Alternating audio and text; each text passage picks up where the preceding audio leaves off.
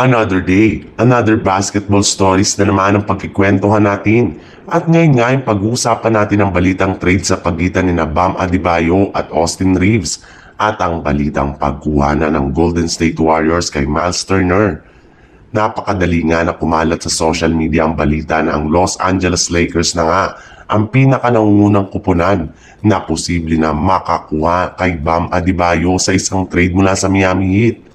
Dahil nga daw po, nabigo muli ang front office ng Miami Heat na makuha si Durant noong nakarang araw mula sa Phoenix Suns, ay gagawa na nga sila ng iba pang paraan para maisaayos ang future ng kanilang team. At dahil nga, hindi na nila kaya pang maging competitive sa mga susunod na taon, ay maaari nga daw na mag-rebuild na lang sila ng kanilang team kung saan plano na nga nila dito na i-trade ng kanilang mga natitirang manlalaro, kagaya na lang ng kanilang superstar na si Bam Adebayo. Hindi rin naman nga sila nahihirapan sa pag-trade sa kanya sa dami ng mga team na interesado sa kanyang serbisyo. Maaari rin naman nga daw nila itong ibigay sa Los Angeles Lakers na matagal nang gustong makuha si Bam Adebayo para magamit nito bilang katandem ni na LeBron James at Luka Doncic. Hindi nga daw malulugi ang Miami Heat kung ipapamigay nila si Bam sa Lakers dahil pinag-iisipan na nga ni Rob Pelinka na gagamitin dito bilang kapalit si Austin Reeves. Magkakaroon nga silang dalawa ng trade negotiation sa pagitan niyan ni Austin Reeves at Bam Adebayo sa mga susunod na linggo.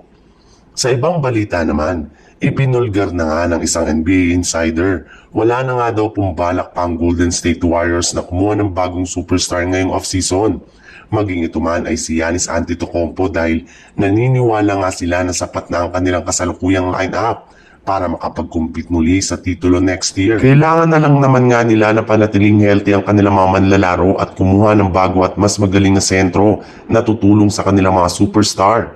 Isa nga sa mga naging kahinaan ngayong season ng Warriors ay ang kanilang frontcourt sa kakulangan nila ng maaasahan na big man na siyang rason bakit sila gumagamit pa rin ng small ball rotation na tuluyan ng na-checkmate ng kanilang kalaban.